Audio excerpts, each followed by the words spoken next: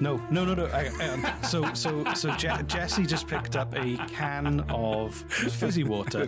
Let me just read this review to you that we had, because you do like eating food and opening cans and doing sound effects. I do. It was just going to be a 1-star review. No, it's a 5-star review. And the name is No Mo ASMR. and the heading of the review is The Sounds of Eating. Great comedic political podcast featuring the sounds of host Jesse eating and drinking on many occasions. 5 stars for making me laugh in the morning, 0 stars for the ASMR. So, if you're going to open that can, do it. I'm going to edit this out. Going to edit this out. Are you really? I don't think you are, Reese.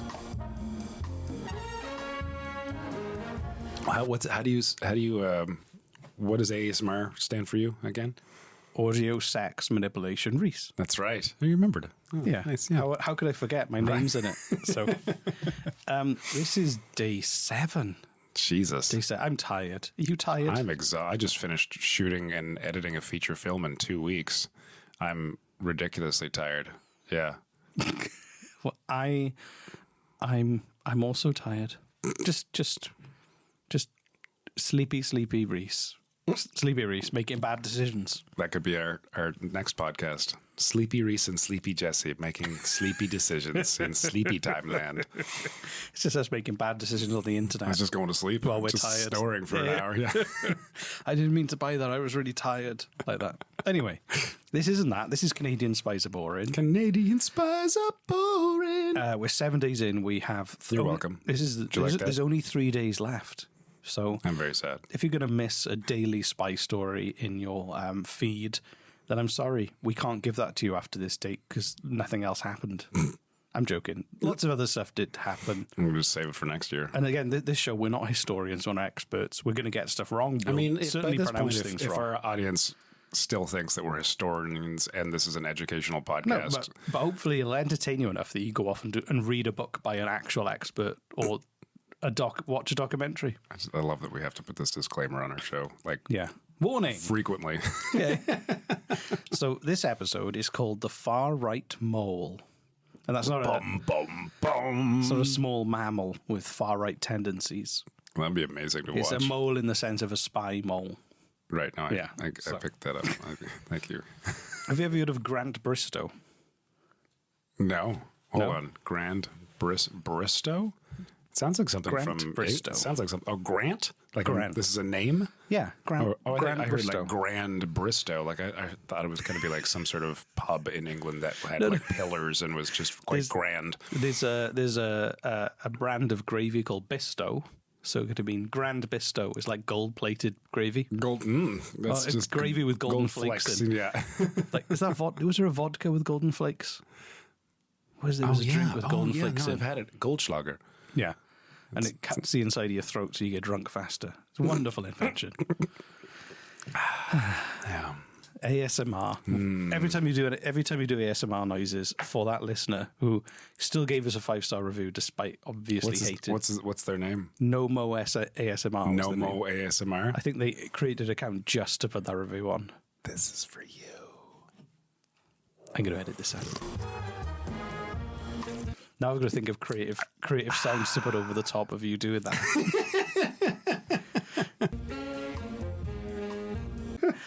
Grant Bristow began his career as a private investigator, so he was... You know what it is? You don't care about Grant, do you? I don't. So do you know, I figured it out. For No Mo ASMR, thank you for making an account. Thank you for giving us a 5-star review. But I think I've got it. So you gotta like when dealing with clients, clients often don't really know what they want, so they don't know how to articulate it. So you kind of have to guess for them. And I'm guessing No Mo ASMR. It's not that they don't want me to do ASMR on drinking beverages and coffee. They want different ASMR. I'm gonna have to bring in like a steak. No, I think some cheese bread and like maybe some like gravy, and you can hear the pouring the sounds of the gravy over top of the steak, and then chewing the steak. I think he just wants more. If it is a he, it could be she. They just want more of ASMR, like better ASMR. They don't want bad ASMR. They want better ASMR. So you think they're playing hard to get? What they actually want is more. Yep. I think what's happened is you've taken the information where they quite clearly express their opinion and doubled down on your own opinion more. In a flagrant attempt to try and not be wrong and think that ASMR is fun. I can see how you think that. You can't force ASMR on people who don't want to hear the sounds of I other can, people. and I have, and I will. And that's still Well, you technically you did, but I will not let it continue. just with more Aaron O'Toole banana bread. More banana bread. So anyway, Fine, tell me about this Grant Bristow. Grant Bristow. So he was born in 1958. He was a private investigator. He's still alive. He was a private investigator. Okay. And he was working in Toronto in the early to mid 80s as a private investigator, which again sounds like a great TV show. And he was really good at covert infiltrations and intelligence gathering as a private. You go like, hey, I think my husband's cheating on me. I'll go undercover in the country club. Your husband is cheating on you. It's with the lady who I don't know runs the marketing for the country club. And there you go. And he would have dressed in like golf gear and done a few rounds to find that information out. That's just a case I made up. I like it. Yeah. If you had to infiltrate somewhere, what would you like to infiltrate to find information from? Air Force One. I just want to see what kind of food they have on there. Happy Meals. Just Happy Meals.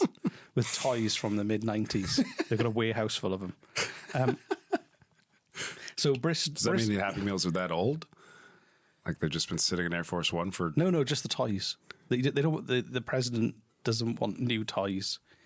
He wants old toys from the 80s and the 90s. They don't make anymore. I used to have a French fries that transformed into a robot. They don't do those. Anyway, we're talking about Spies. Our new podcast, Happy Meals, the discontinued Happy Meals that we miss. Anyway, so in 1986, an official he started to work with CSIS, which is the Canadian spy agency. Yep. And he was hired to perform security work at their embassy, which was the target of lots of demonstrations. He was hired to work at the South African embassy, which was the target of demonstrations because of the apartheid policy.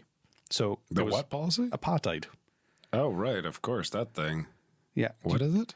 You have no idea. Jesus Christ, Jesse. What? What's an apartheid? The apartheid system was basically a fundamentally... You know how this show works?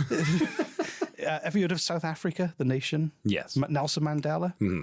Yeah, he overcame apartheid to allow everyone in South Africa to live in an equal nation. So what happened was South Africa was built structurally to be racist, where white people were in charge and black people couldn't be in charge. I mean, that's pretty much everywhere for hundreds of years. Yeah, but it was still prevalent right up to the 90s. Oh, wow. So essentially it was like the Deep South pre-Civil War, where it was enshrined in law, essentially, that they were like, white people had different rules from black people. Wow. So as you can imagine, in Ottawa, there were a lot of protests at their embassy. So right. Okay. So Grant Bristow was hired by the South African embassy to basically provide security to stop the protesters. Okay. To stop the protesters? Well, to protect the embassy against the protesters. So he then was actually approached by the by embassy officials, the South African embassy officials, and was asked to gather intelligence by them on anti-apartheid demonstrators individually. So the South African embassy was like, who are these people? Why are they coming here? Where do they live? What do they eat? Okay. Those kind of things. Just because they wanted to try and undermine them and stop them from coming back. But he was opposed to it because a foreign government was essentially asking him to spy on Canadians. And he was a Canadian. So instead, he went to CSIS and told them. Wow. And that's how they recruited him. Oh, because cool. they were like, this is a trustworthy fella. That's exactly what they said. Yeah. Here's a shiny apple. Come and work for us at CSIS. So he didn't actually work for them. He was more of like a freelance kind of. It was kind of a freelance. He worked gig. for apples. I mean, Yeah. Just pay me with fruit. That's fine. So the Canadian government then expelled one of the African officials and prohibited them from re-entry to Canada, and designated them a persona non grata. What does that mean? I think it's a tasty meal. That's what it sounds like to me.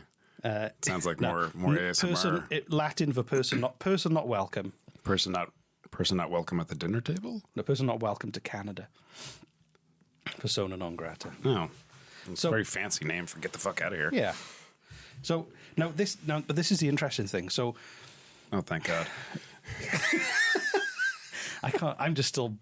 I'm kind of in shock that you didn't know what apartheid was, but I don't know, man. I don't know. This is anyway, really, are you really in shock? I'm sure we'll get some reviews from this. Have you ever left North America? I haven't left my bedroom. This is the first time in like a month I've gone outside. You're missing out on quite a lot. Really? Yeah. Ever seen a giraffe? I've heard of them. Yeah. They sound delicious. They're really good. Yeah. They're tasty. They're pretty good. Especially in a hot dog. So... Did you say especially in a Hot Pocket? No, in a hot Giraffe dog. flavored Hot Pockets? I'd have one of those. Just saying. I'd give that a shot. Giraffe madras flavor. Madras is a kind of curry. Oh. Listener, would you try a giraffe Hot Pocket? You know you would. Giraffe madras. Spicy giraffe. Spicy giraffe Hot Pocket. Yeah. And Hot Pocket, if you're listening, you're welcome. Yeah. You could have that one for free. We just want credit in the form of both Reese and our faces on the Hot Pocket box. With no explanation whatsoever. Just like spicy giraffe Hot Pocket, and there's Reese and Jesse's faces on the box for no reason. So yeah. Back to the learning. Back to the learning. Back to the reason we're here. Right. So Grant was kind of Grant was persona non gratis? No. The person who the South African government official he reported as one of spying Canadians. That makes way more sense. Yeah, there we go. Yeah, he's in the room. Physically. So, there's a lot of controversy over whether Grant Bristow was undercover the whole time for CSIS, or whether he actually used that as an opportunity to promote far-right activities in Canada. What? And I was looking at it, and there's a lot of speculation and a lot of although he denies it, some of the actions were taking the role a bit too far, if you know what I mean. He was in terms of going undercover, he became a bit of a method actor, if you see what I mean. I don't. Can you give me some examples? Ever seen the film Donnie Brasco? Oh God, a long time ago. Well, you know when someone goes undercover and they become so entrenched in the role and the part that they start doing things that everyone else is doing around them. So even though they're undercover. So what was he doing? Well, so you have to wait. I'm not going to tell you that. Fine. Okay, so anyway, so he was introduced to a far right activist called Max French, and he told these names, man. I know. What Max French sounds like a comic book character. Max French, it does. By day, mild mannered far-right Nazi activist. Is he a Nazi activist? By night, a sleeping far-right Nazi activist. So he was a far-right activist. And Nazi, though? And Bristow was... he was a Nazi? We don't know. Well, he was far-right. He wasn't a member of the German Nazi party of the 1930s and 40s. Claiming someone's a Nazi... I was just calling him... Okay, sorry. No, he wasn't a Nazi. He was a far-right activist. There is a difference. No. He didn't have a uniform. Yet. Or a pointy hat. So Bristow reported this to CSIS, and CSIS basically said... Thanks, here's an apple. No, well, they did. They said, well, we want you to spy on the Canadian far right. But he himself was far right. No, he wasn't. No, That's Max French. I'm talking about Grant Bristow, the spy who... Yeah, didn't you say Grant Bristow was far right? No, well, we'll get to that. Okay. This is the question, was he? So he was introduced. Donnie Brasco'd. Yeah. Okay. Oh, that's interesting. So essentially, because he became friends with French, and CSIS knew he was good at going undercover. They were like, "Be his friend, get involved in the far right. Let us know what they're up to." Wow. So. Okay, this is finally getting interesting. But he knew nothing about the far right. So the CSIS gave him a crash course induction into the far right in Canada, which is a hell of a slideshow, I imagine. or imagine being asked to make that instructional video. Oh my God, that'd be So you're going undercover with the far right in Canada. Race, please make this video. Here's what you need to know. Please make this video. I don't know where to start. Just Anyway. call up the far right. Ask for some footage. So he then 1-800 far right Canada. That's, I mean, yeah, that's not. it's probably just 1-800 far right. I don't think Canada's just extra numbers at the end after it's already started ringing. You're still typing out Canada. Yeah. Exactly. Which is what happens with my phone. The light sensor's funny, and I keep dialing with my face while I'm on the call. So anyway. Sorry, I face dialed you. Face dialed you while I was talking to you.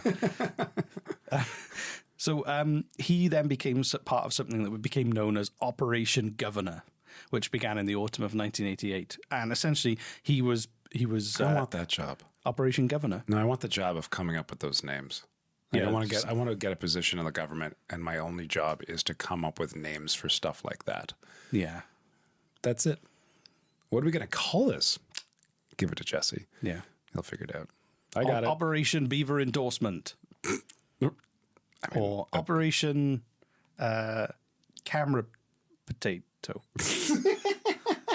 I think you'd be better at that job than me. I don't know, man. All right, tell me more about Operation Camera Potato.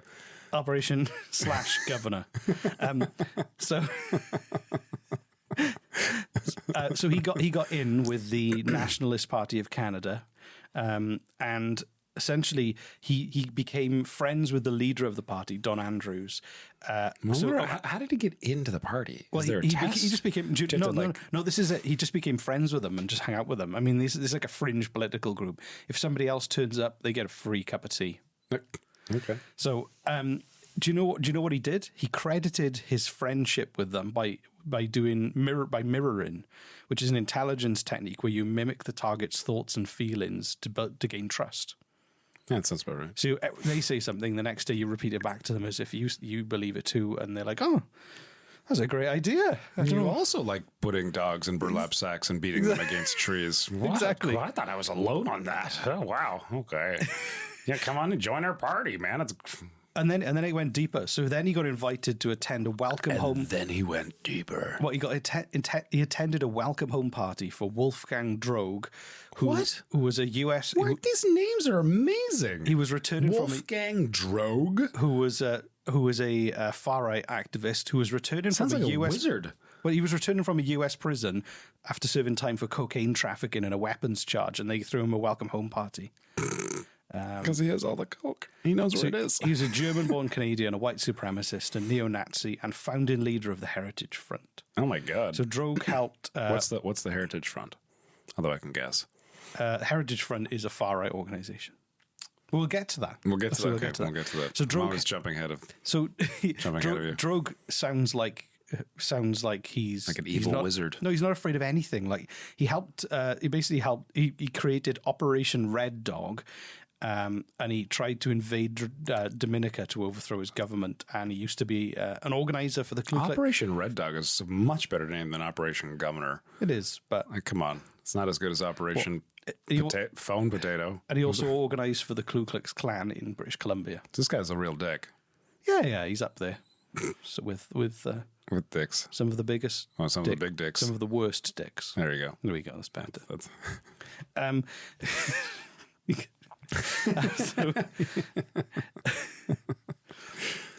But what happened was Bristow realized that while the other friend he'd made was involved in the far right, that Droge was what he described as the real thing. So he switched friends. No, he just became. It was like, you're my best friend too. I can have two best friends. And he made him a bracelet at his welcome home party. So to help fund him reaching out and kind of build his relationships and fund his goals with being part of the far right, CSIS paid Bristow about $50,000, which was worth even more in the 80s. I've heard that the dollar does rise as the years go on. Yeah, so that was like $1 million billion. So as time progressed, Bristow became eventually the security chief of the Nationalist Party. So he wasn't just a member; he was the chief head of security for the Nationalist Party, while still being paid by CSIS as a spy. Amazing. And he was getting paid from both sides. Well, no, he was. I don't know if he was getting paid to be part of the Nationalist Party, but Probably, I imagine. But he was in charge of their security. So, that's not a job people often do for free. Just saying.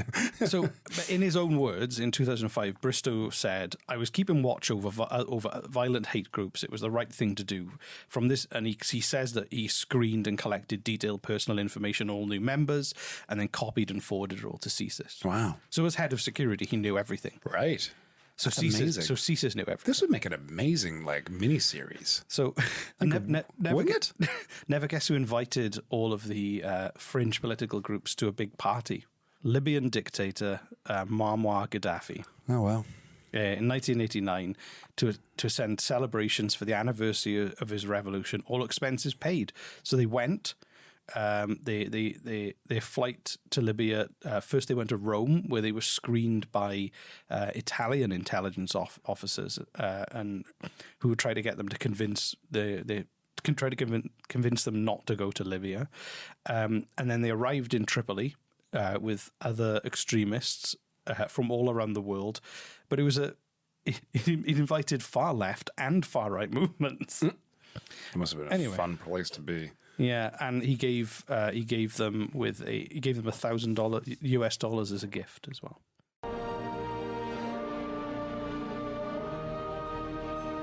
What's that coming down the driveway, Reese? It's me with a fresh delivery from the ad man. Come smell it. I will come smell it. I love how your ads smell. Oh, golly, it's fresh. Yeah, stuff it in my face. Fresh ads. Smack me in the face with it. Oh, yeah, just the way I like it. Ads.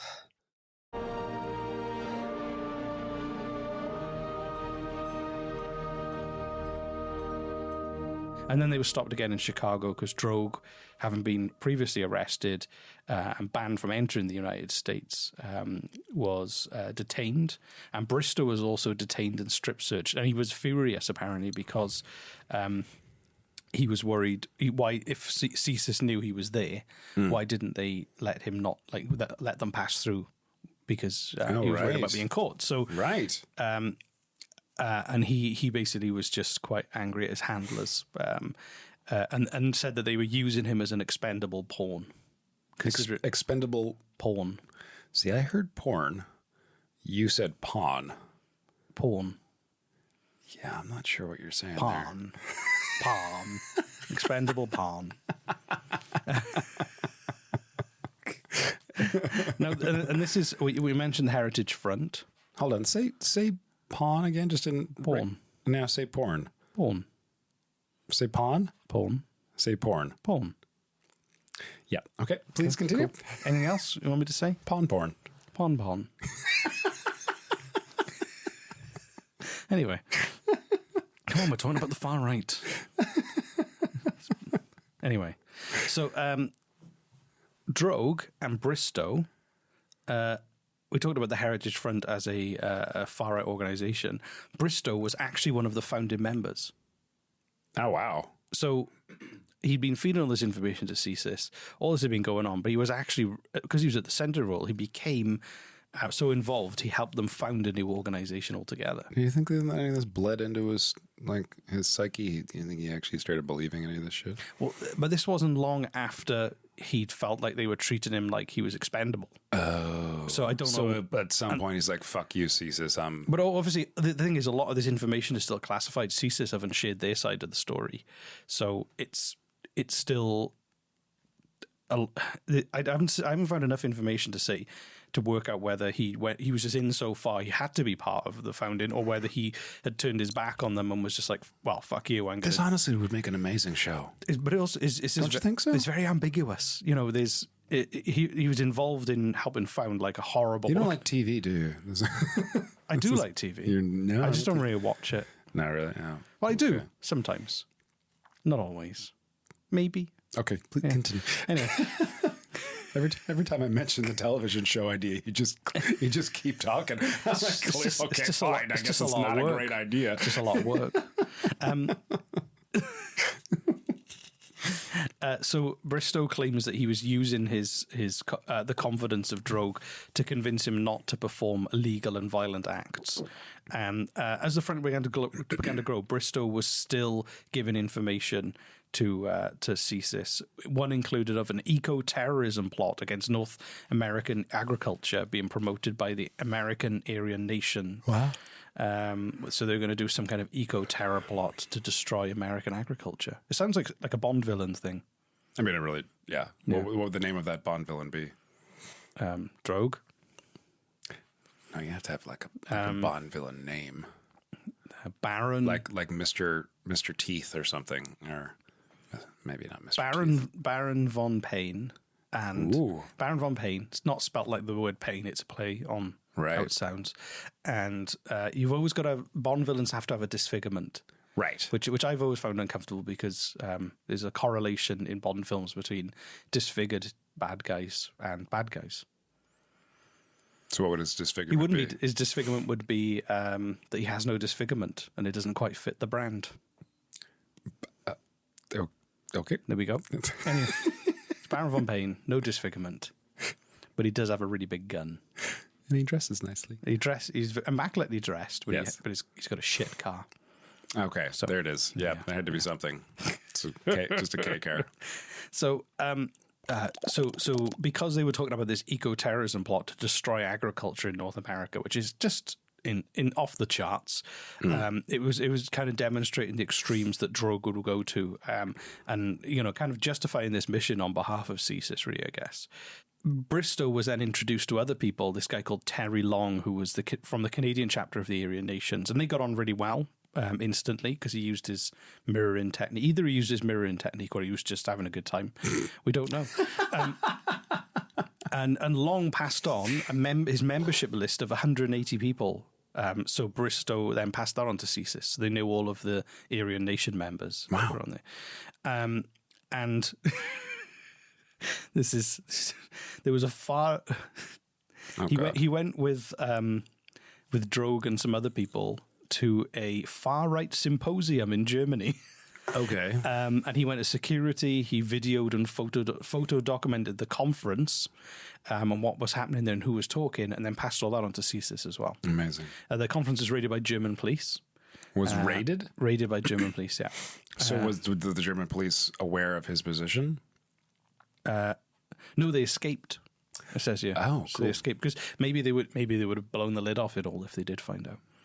So, and it just keeps going. He went to an Aryan Nation compound in Idaho to help kind of find out which Canadians were there. And basically, he kind of demonstrated how interconnected the American far right and the Canadian far right were. They basically were kind of, there was no border really between their movements. And then, hate knows no bounds. You can't put a border in hate. Anyway.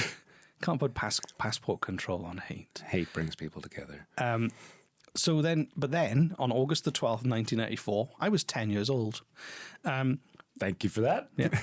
Well, I was 9, getting ready for my 10th birthday. Exciting. Probably asked for like a Ninja Turtle or something. Bristow was contacted by the Toronto Sun reporter, Bill Dunphy,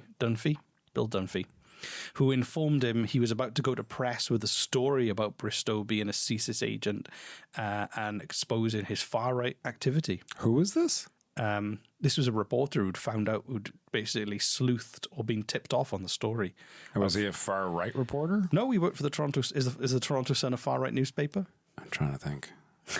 It might be. I know what the Toronto Sun is, and I don't think it is. Oh, it isn't? Okay. No. I know. So that's just shitty. Like, why would you do that? Because he's a reporter, and this is the CSIS. This is a spy agency spying on Canadians. So it was a big story. I mean, understandably, they were going to try and destroy all agriculture in North America, but it's newsworthy. Yeah, but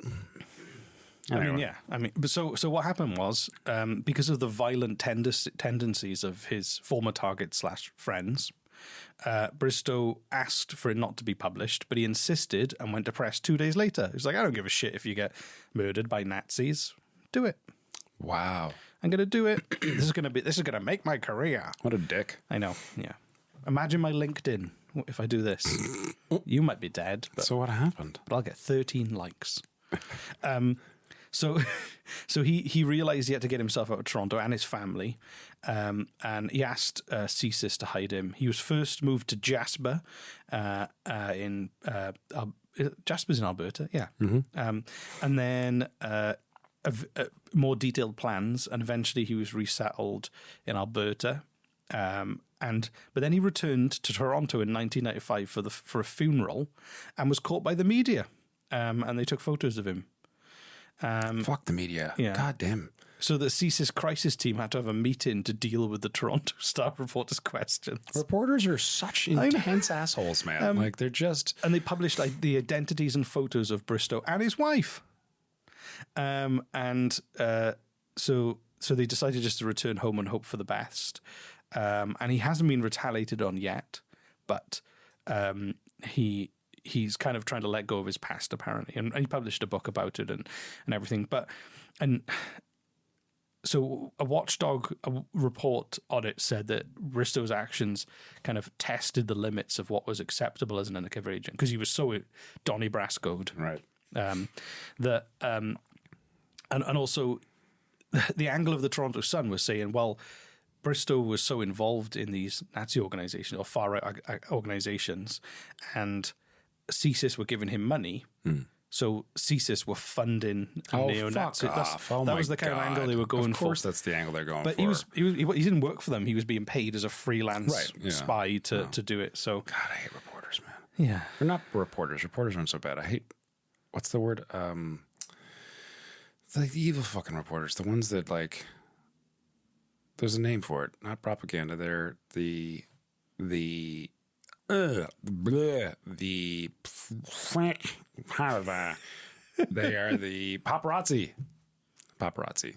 The people who will do anything for ratings and for a good scoop that doesn't actually help anything. Sell a good front page that sells papers. Yeah, that sells papers, but it doesn't actually help anybody's lives. No. And it just puts other people's lives in danger. I hate it so much. I saw a news article, and it was Al Pacino goes out for coffee, can barely hold a cup. And what it was just a man in his 80s trying to drink coffee with a mask and trying to work around his mask. But he was old because he's in his 80s. Is Al Pacino in his 80s? Yeah. So the headline, yes, it was Al Pacino, but all you could see was a man in his 80s just trying to have a cup of coffee around wearing a mask. Like, come on. And they took photos of him and like, look at Al Pacino.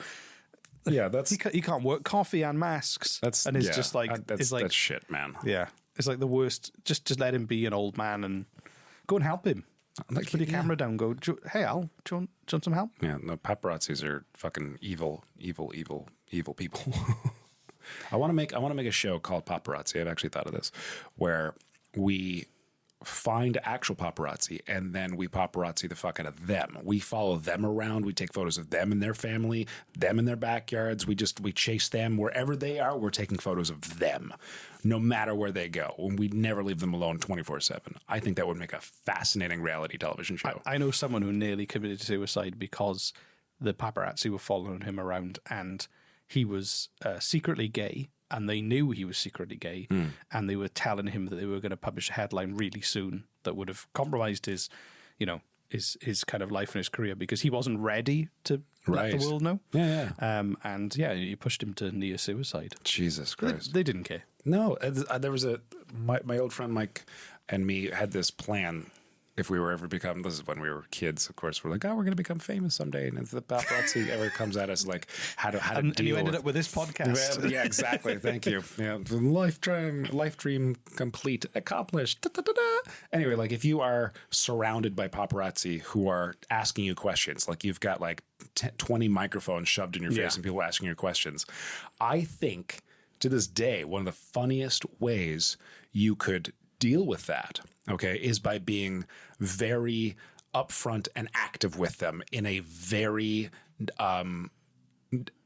in a way that seems like you're interacting, but you're not. So like, instead of like, no, leave me alone, and like trying to hide your face and get away from them. No, like go up to them, stand up front, and here I am. Okay, I'm ready to answer questions. And you've got like 20 microphones of people shouting, and all you do is you are determined, like, okay, I'm not leaving this spot. I'm going to stand here for 48 fucking hours if I have to. And you just look around while everyone's pointing, and then you point to someone, one of the reporters, and like, you, and they'll ask you a question, and you just listen to the question, and you don't answer, and then you look at someone else in the crowd, and you point to them, you're like, you, and they'll answer, they'll ask you their question, and you just listen to their question, and you point to look at someone else, and you're like, you, and you just do this for hours. You don't actually answer a single question. You just keep pointing at different reporters saying, you, what's your question? What's your question? What's your question? And you never answer questions. Like, stand there and do that like 20 minutes, half an hour, 2 hours, 3 hours, 5 hours, until they all fuck off. Just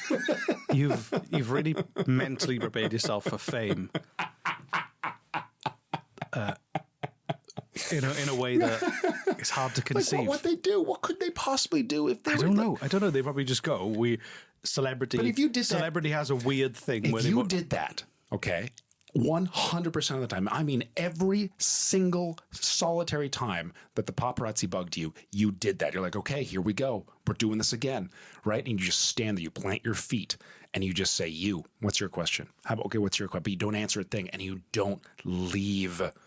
And you just do that over and over and over again. Do you think if you were part of the paparazzi and you saw me, would you come running up to try? Like, if you went through that 7 times with me? I got a much simpler solution. Super soaker full of piss. Ooh. That would just be way easier, way less of your time. Just super soak, fill it up. They're outside, okay. Just gonna drink a gallon of water. Fill up your super soaker. Just squirt them with piss as you walk out. They'll go just as quickly. I'm not going to lie, that is actually entertaining to think about. and then when they go, right, your assignment, you're going to go and take photos of Jesse. Oh, I'm not the piss guy. So they just hate coming to cover you. And then you sneak up on them. Like, so they're all there in a bush waiting for you to come out of your house. And you go, what's going on, guys? We're just waiting for Jesse to come out. And he went, he's already here. And the next thing they know is just cold piss in their face. Cold? What? Because you're not going to, you want to, well, it's not fresh. Maybe you stored it overnight. You can warm it up if you want. I'd really want us to become super famous so that we can do shit like this. Just so you can, yeah. I mean, it's technically assault, but I mean, that's what they're doing, so. Yeah, right. Yeah. Go, did you get your photo? By the way, you smell of piss. Good luck. So anyway, back to Grant Bristow. Oh, okay. So this is a long episode. But the question is, was he involved? I mean, the thing is, when they recruited him, he was doing security for the apartheid regime. So he obviously wasn't politically bothered by a racist government and doing work for them, and then came forward to report them when they wanted to spy on Canadians. But he was fine to work for them in a security sense. So the question is that, obviously he put himself in immense danger to get involved, but when he was there, he was involved. He was very, very involved. So is it a case of he started out doing the right thing and just got pulled in a little bit too much, or was it all honest, or was he, actually just, what kind of mole was he? How involved was he? Again, we'll probably never know. Because CSIS aren't going to tell everyone the truth. So it's just we only really have his word on a lot of the activities and stuff. But I mean, thankfully, CSIS isn't going to let us know. Otherwise, they'd be doing a bad job. It's the definition of a bad. Just an update. What have we been up to this week? So anyway, did you like that story? I did very much. Yeah, that was. I kept picturing like this would make a really good television show. Like I really do think that. What would you call it?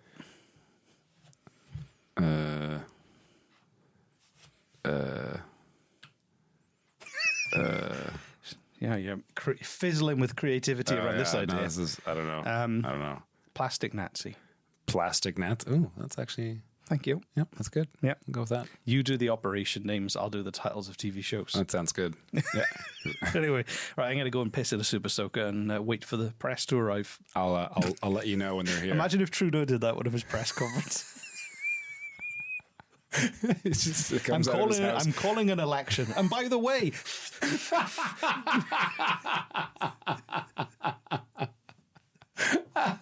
It's not my piss either. it's the piss of a deputy minister. I couldn't go. I was too nervous. Too excited. Too excited. Oh, God. I'm not making a t-shirt of Justin Trudeau erect pissing into a soak. Oh, why not? I love And her the new speaker all t-shirt, by says, the the way. hole is too small.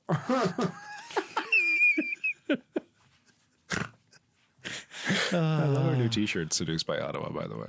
I want that to become a thing. So do I. Yeah, we should. If That's you the next TV show if you're right there. involved in tourism in Ottawa and you want me and Jesse to come and do a Seduced by Ottawa podcast special, we will do it. If you're not involved, We should do a limited series run called Seduced by Ottawa. it's just stories from Ottawa. Well, I just thought it'd be funny. We can go there and be seduced by Ottawa, like try all the food, go to the museums, I think that'd be great. jump on the beds of a hotel. Yes. It's the montage in my head.